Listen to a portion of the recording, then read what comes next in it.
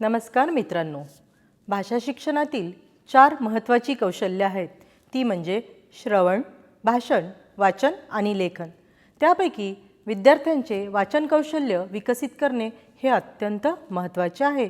तर आज आपण इयत्ता दुसरीचे अध्ययन स्तर क्रमांक 9 परिचित मजकुरातील 3 ते 5 सोप्या शब्दांनी तयार झालेली वाक्यवास्तव ही कृती घेणार आहोत.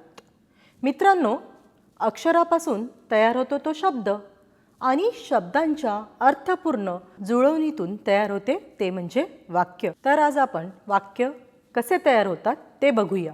तर बघा, माझ्याकडे काही ठोकळे आहेत.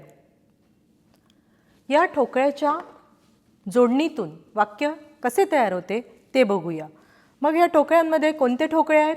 तर नामाचा ठोकळा आहे, विशेषणाचा ठोकळा आहे, फळांच्या नामाचा ठोकळा, तसेच क्रियापदाचा ठोकळा आहे.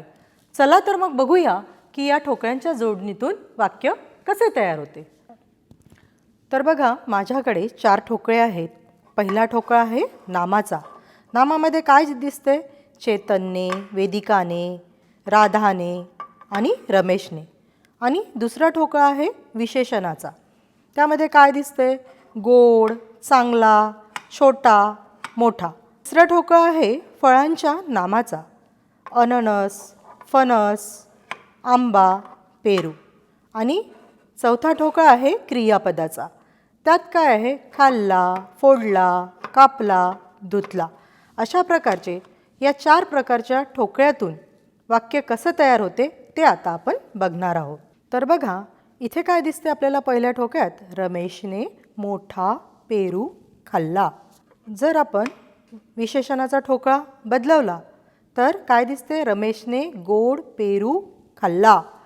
इकडे जर आपण क्रियापदाचा ठोकळा बदलवला तर रमेशने गोड पेरू फोडला. फळाच्या नामाचा ठोकळा जर आपण बदलवला तर काय दिसते? रमेशने गोड आंबा फोडला. अशा प्रकारे विविध वाक्यांची या ठोकळ्यापासून निर्मिती होते. आणि आपण नामाचा जरी ठोकळा फिरवला तरी वेगळी 4 वाक्य तयार होतात. जसे चेतनने गोड आंबा फोडला, वेदिकाने गोड आंबा फोडला, राधाने गोड आंबा फोडला आणि रमेशने गोड आंबा फोडला. अशा प्रकारे या ठोकळ्यातून विविध वाक्यांची निर्मिती होते. तर कोणकोणती वाक्य तयार होतात ते आपण आता पाहूया. तर बघा, या 4 ठोकळ्यांपासून वेगवेगळ्या प्रकारची वाक्य तयार झालेली आहेत. नामाचा ठोकळा जरी आपण बदलवला तरी 4 वेगवेगळी वाक्य यापासून तयार होतात. बघा मित्रांनो, आता आपण या ठोकळ्यांवरून वाक्य कसे तयार होते ते पाहिलं. तर आपण एक जरी ठोकळा फिरवला तरी आपल्याला वेगवेगळी वाक्ये मिळतात. मग तो नामाचा असो, विशेषणाचा असो, फळाच्या नामाचा असो किंवा क्रियापदाचा. अशा प्रकारे आपल्याला विविध वाक्य तयार करून विद्यार्थ्यांना वाचनाचा सराव देता येतो. बघा मित्रांनो, माझ्याकडे हे एक वाक्य चक्र आहे. वाक्य तयार होण्यासाठी लागणारा कर्ता, कर्म, क्रियापद या वाक्यचक्रावर आपल्याला दिसत आहेत. यापासून आपण विविध वाक्य तयार करू शकतो. अर्थपूर्ण वाक्य तयार करून त्याचा वाचनाचा सराव घेऊ शकतो. बघा, माझ्याकडे हे जे वाक्य चक्र आहे त्यावर कर्ता, कर्म आणि क्रियापद आपल्याला इथे दिसतंय. आणि यापासून आपल्याला वाक्य तयार करायची आहे. आता इथे काय तयार झालेलं आहे वाचतेस का नवमी?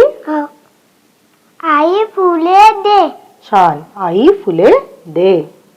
आता काय तयार झालं इथे? आई चहा दे. छान. मामी भाकरी दे. मामा भाकरी खा. अशा प्रकारे आपण इथे वाक्यचक्राच्या सहाय्याने वाक्य कसे तयार होतात ते पाहिले. तर त्या वाक्यचक्राच्याच आधारे इथे अजून काही वाक्य तयार झालेले आहेत. जसे तिने रांगोळी काढली, सैनिक देशाचे रक्षण करतात, हुशार मुलांना शाबासकी मिळते, वैशाखात कडक ऊन असते, हे माझे घर आहे. अशा प्रकारे आपण वाक्यचक्राच्या साहाय्याने विविध वाक्यांचा विद्यार्थ्यांना सराव देऊ शकतो.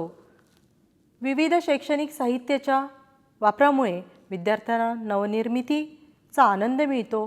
तसंच त्यांची शोधकवृत्ती वाढते आणि अध्यापनात अधिक रंजकता येते.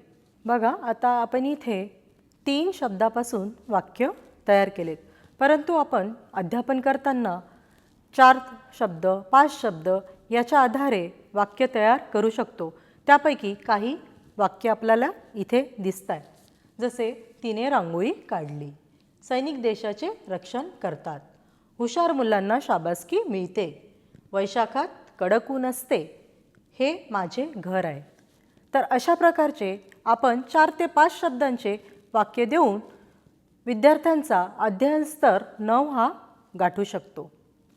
तर बघा, आता आपण एक कृती बघणार आहोत. ती सुद्धा वाक्य वाचनाचीच आहे, परंतु इथे एका शब्दाऐवजी तिथे चित्र दिलेलं आहे आणि त्या चित्राऐवजी तुम्हाला शब्दांचे उच्चारण करायचे आहे. ना गंमत? करायला आवडेल ना तुम्हाला? तर बघूया. तर इथे आपल्याला काही वाक्य दिसत आहे. त्या वाक्यामध्ये चित्राचा आपण वापर केलेला आहे, परंतु वाचताना त्या चित्राऐवजी त्या चित्राचं नाव घेऊन आपल्याला वाक्याचे वाचन करायचे आहे. जसे की गुलाबाचे फूल मला आवडते, माझा कान दुखत आहे.